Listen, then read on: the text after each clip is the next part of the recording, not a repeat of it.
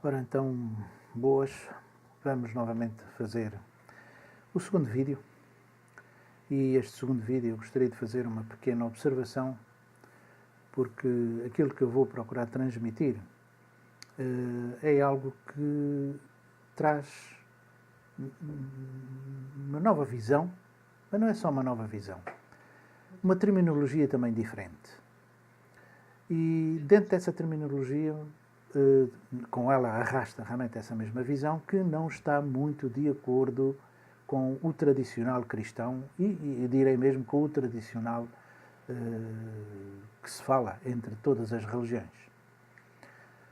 Nomeadamente sobre este primeiro tema que é sobre a visão da existência de Deus. Como é que nós vemos essa existência de Deus? E também saio um pouco, quero enfim dar o meu cunho na explicação que pretendo, saio um pouco do tradicional ensino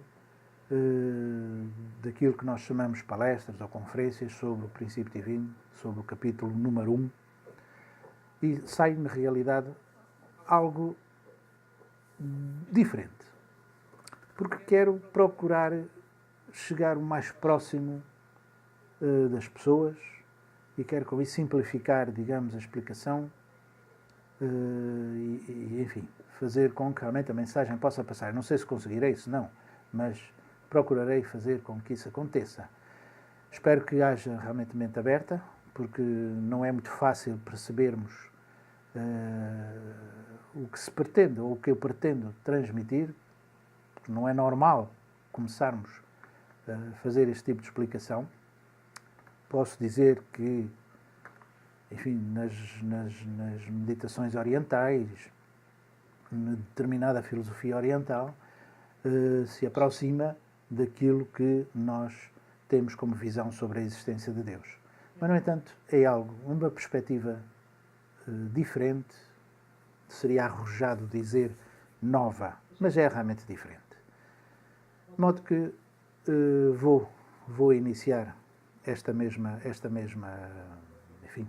conversa, e só um pouquinho porque estas tecnologias para mim ainda são muito novas e eu não sei verdadeiramente dominar estas coisas, de modo que eu vou fazer uma pequenina paragem, que espero que no vídeo ao decorrer não se note, mas eu vou fazer esta pequenina paragem para poder reduzir a minha imagem e transmitir o slide em si que eu pretendo.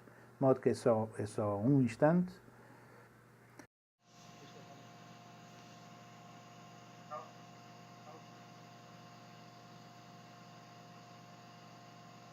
Portanto, os temas que gostaria de fazer a abordagem, o primeiro tema é sobre os princípios da criação, as leis que vieram a ser, enfim, entendidas e descobertas pelo reverendo Sun Myung Moon, das quais veio a surgir realmente a criação. E essas leis são absolutas, essas leis são universais, ou esses princípios.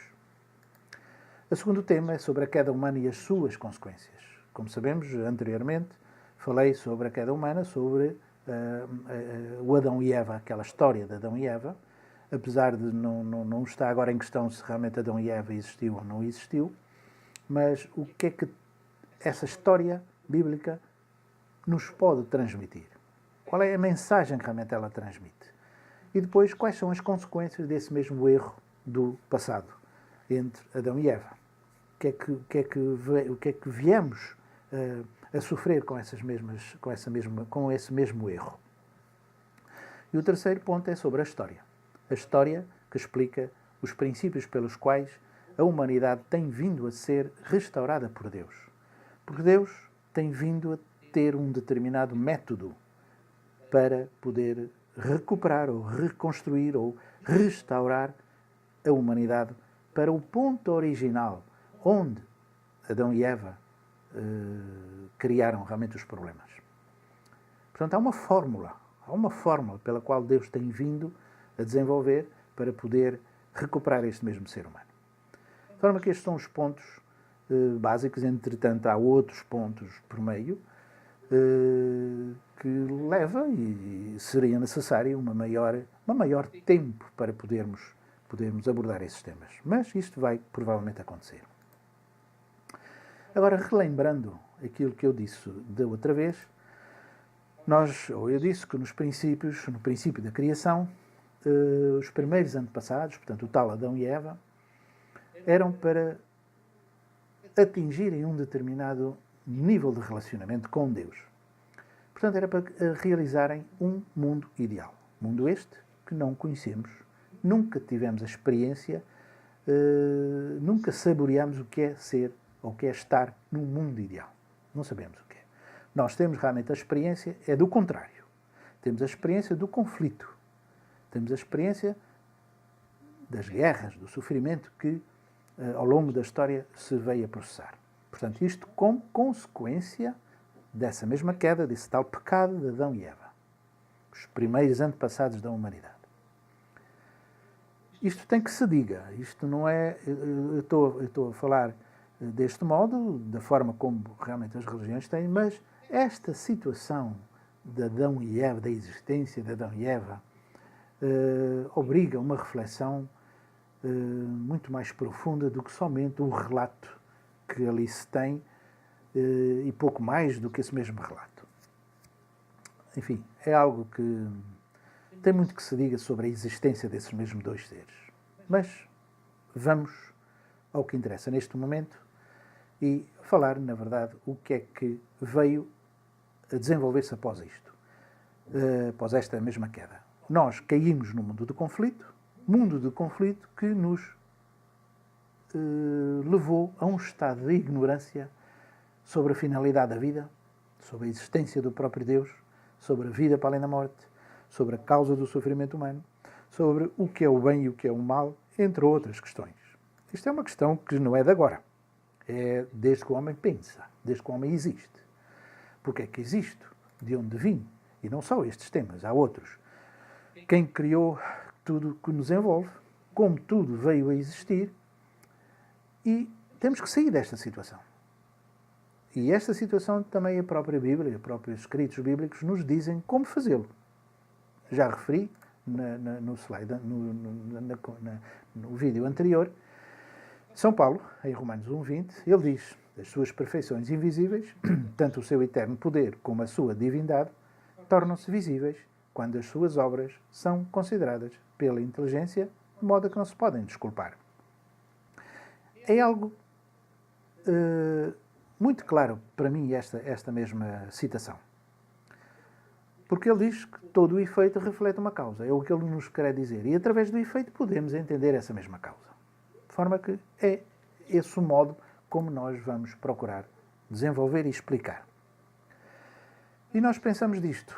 O indivíduo tem um pensamento, tem uma ideia, formula essa ideia na sua mente e necessita de um determinado meio para que essa ideia possa vir a concretizar-se.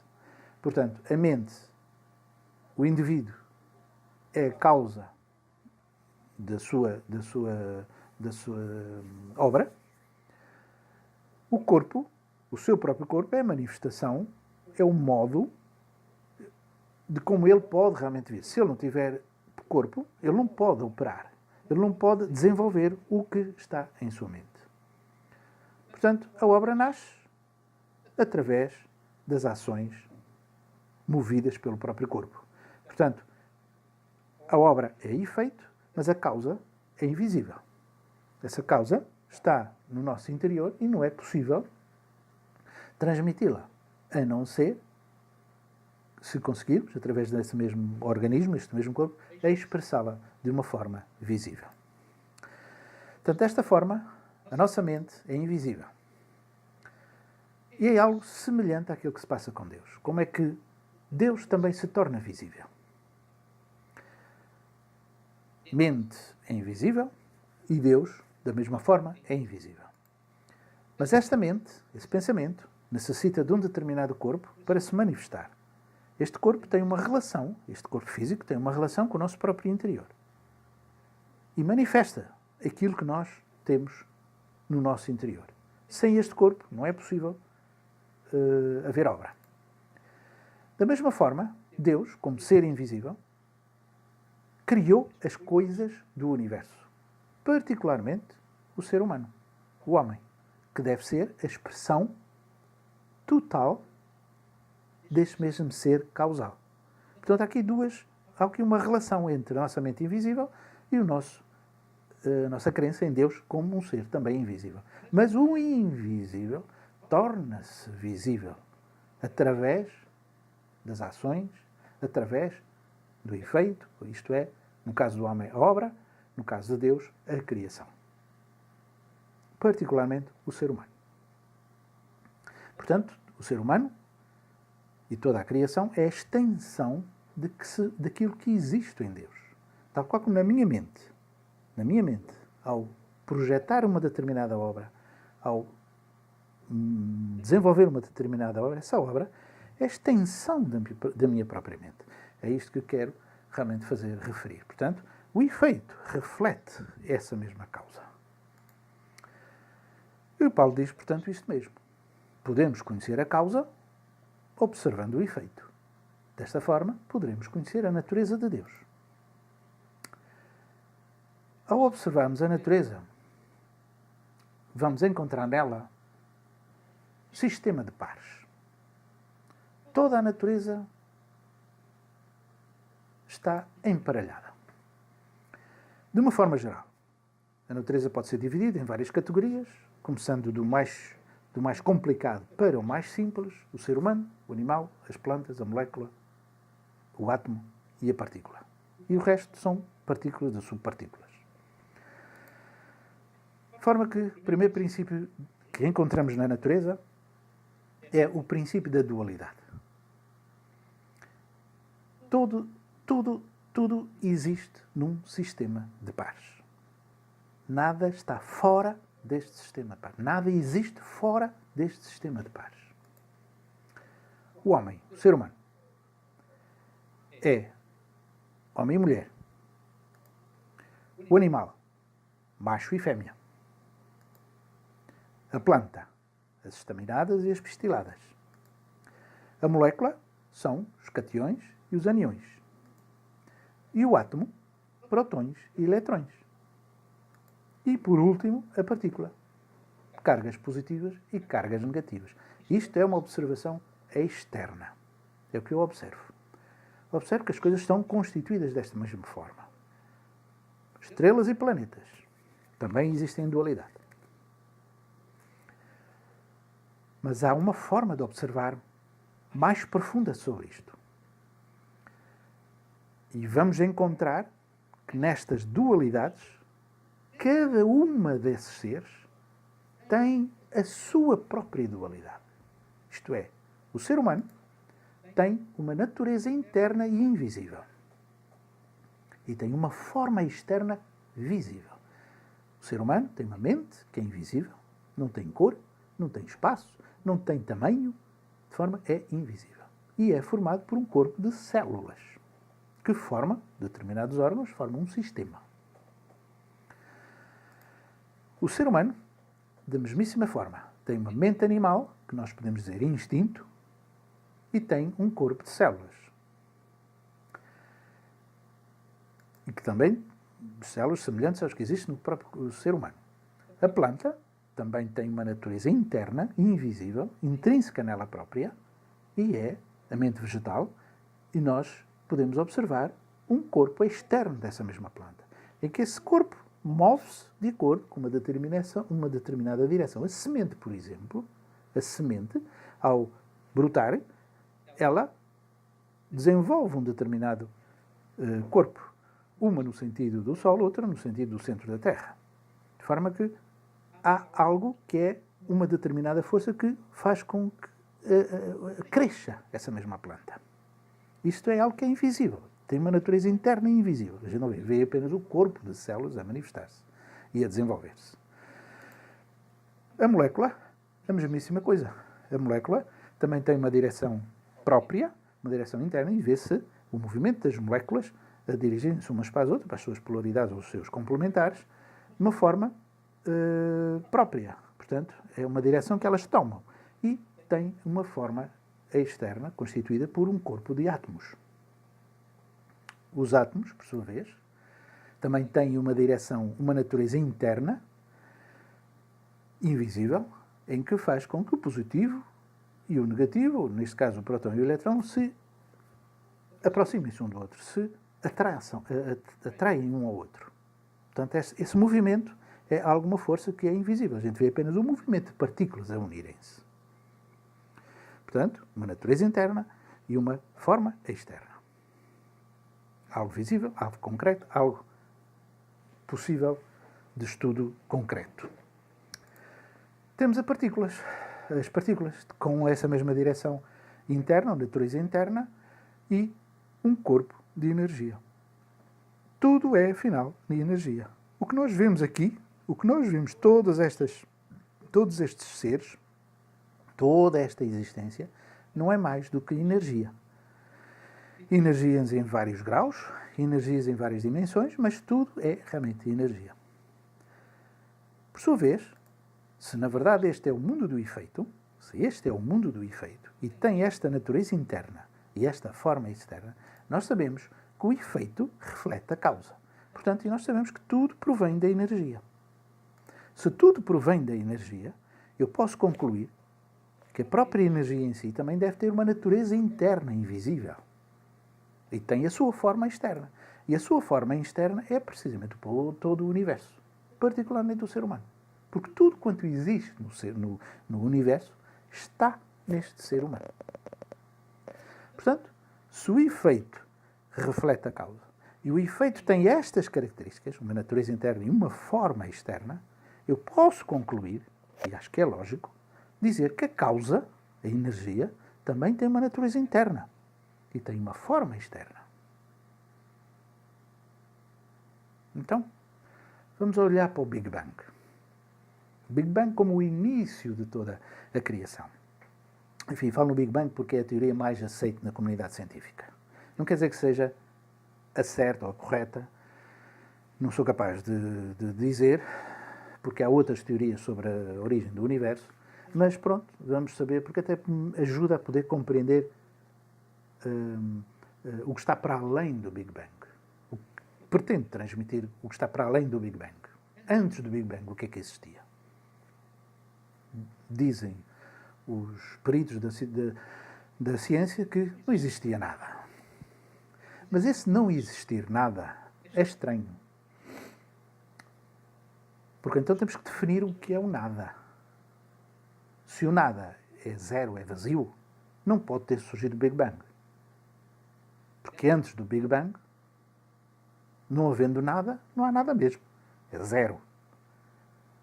Ou então temos que definir o que é ser o nada. É necessário fazer essa definição.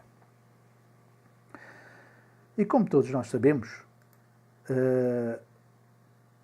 para existir alguma coisa, é necessário ter um início, e esse início é necessário ter uma determinada energia, um impulso. Porque a pergunta desse mesmo Big Bang, ao surgir o Big Bang como causa única de todo o universo, a pergunta surge, existe para além do tempo e do espaço? Porquê isto do tempo e do espaço? Eu tenho a impressão que um dos slides a seguir vem uma imagem uma suposta imagem do Big Bang. Mas esse Big Bang iniciou o tempo e o espaço. Quando surgiu numa determinada altura, num determinado tempo, num determinado espaço do universo, do total nada, se pudermos defini-lo. E então, o que é que está para além desse mesmo princípio, desse mesmo início? Uma segunda pergunta surge. O que provocou essa expansão? Para haver uma expansão, ou um início, seja do que for, é necessário uma determinada força, um impulso para um movimento. Portanto, uma energia é necessária. Porque se não houver essa mesma energia, nada acontece. Nada acontece. Porque tudo o que acontece, tudo o que faz mover algo é sempre uma energia. Pequena, grande, é sempre uma energia. Algo que provocou. Portanto, este universo que conhecemos é como que um corpo enorme de energia concentrada imerso, isto é uma expressão que não é minha, é de um imerso, portanto, num oceano cósmico infinito de energia. É uma expressão que eu li num livro que é o Biocosmos, Universo Vivo, de um cientista brasileiro, e que eu gostei imenso desse mesmo livro. Porque não é um livro tem muitos pormenores, muitíssimos pormenores técnicos, científicos, que para mim não são muito fáceis de o assimilar, mas são os pontos filosóficos que daí vêm a surgir, da explicação que ele transmite, os pontos filosóficos que podemos absorver dessa mesma perspectiva que ele tem sobre o universo vivo. Biocosmos. Leo Vilaverde é o autor. Então temos aqui a expansão do cosmos que vem a surgir desde a partir de um início. Sendo aqui este início, ele expandiu-se, veio ser. É claro que estas margens aqui são fictícias, é mesmo só para explicar, para podermos entender melhor o fenómeno do Big Bang, mas naturalmente estas margens não existem, não há limites para o espaço. E se há, ninguém o sabe. Portanto, mas há aqui um início. Todo este universo, ao expandir-se, teve realmente um início. E para trás, e antes desse início, o que é que pode haver? Toda esta área escura, digamos assim, o que é isso? Nós concebemos isso como energia. Esta energia que se contraiu, digamos assim, e, a partir de um determinado núcleo, vem a expandir o universo. Portanto, veio a surgir o tempo e o espaço. Mas antes existe realmente a energia. Tudo é energia. Essa energia não tem tempo, não tem espaço. Não tem posição sequer para existir. É uma energia cósmica. É uma energia universal. É uma energia que ainda hoje estamos a procurar entender a existência dessa mesma energia. De modo que, voltamos aqui outra vez ao mesmo gráfico, e essa energia, antes do Big Bang, essa energia, ao manifestar toda a criação em dualidade, em pares, e nessa dualidade, cada ser tem uma dualidade própria, isto é, uma natureza interna e uma forma externa. Isto é, constitui todo o processo do Big Bang para cá. Todo esse sistema de pares vem a acontecer. Isso tudo tem uma natureza interna e uma forma externa. Então a causa em si própria também tem uma natureza interna e uma forma externa. Portanto, a própria energia, esta energia, que é uma energia cósmica, que está para além do Big Bang, está para além do início do universo, esta energia tem uma natureza interna também que orientou esta mesma energia no sentido e numa direção. No sentido na direção da criação do universo e, particularmente, o ser humano. Então, eu posso dizer que esta mesma natureza interna poderia dar-lhe o nome de Deus. É uma energia, é um ser cuja substância será energia, mas a parte interior mais profunda dessa mesma energia, eu poderia dizer, dar-lhe o nome Deus. Não interessa o nome em si, mas é uma natureza interna. Qual é a natureza nessa natureza interna? É algo que temos que observar. Sun Myung Moon, fundador do movimento, diz assim: o universo é onde o próprio Criador, Deus, se projetou numa forma substancial. A finalidade última da criação do universo é uma manifestação visível, finita de Deus. E esta é o homem. E um filósofo oriental, Dr. Sun Hung Lee, diz: se considerarmos o universo como um todo, identificamos direção e identificamos propósito. A direção do desenvolvimento do universo foi determinada por uma certa vontade latente e inerente a ele mesmo, e que se pode chamar vontade cósmica ou vida cósmica. Dir-se-ia, pois, que o universo se desenvolve de acordo com a sua vida latente, com uma semente que germina conforme a vida no seu interior. Eu acho que este exemplo, para mim, nomeadamente da semente, me dá não direi explicação, mas uma clareza sobre a semente que é o Big Bang. Tudo na semente já está desenhada a árvore. Todas as propriedades da árvore estão na semente. Ela abre, brota, e a árvore que nasce, e a árvore começa a desenvolver-se a partir de uma semente. Mas esta mesma semente tem aquilo que ele chama aqui de direção, desenvolve-se de acordo com a sua vida latente, com uma direção própria dessa mesma semente. Então o Big Bang é como uma semente. Repito, eu não sei se o Big Bang é a teoria mais correta ou não correta. Para já é o exemplo que me favorece este tipo de explicação. Por isso eu o uso.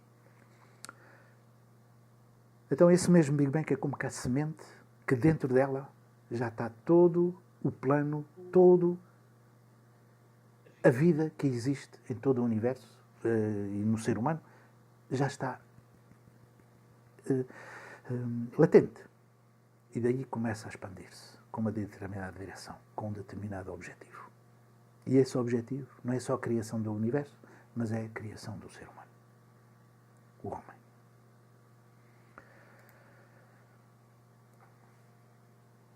Então temos esta energia que criou o universo, digamos o centro seria o Big Bang, mas esta energia veio com uma determinada direção, com um determinado propósito e desenvolveu-se do simples para o complexo.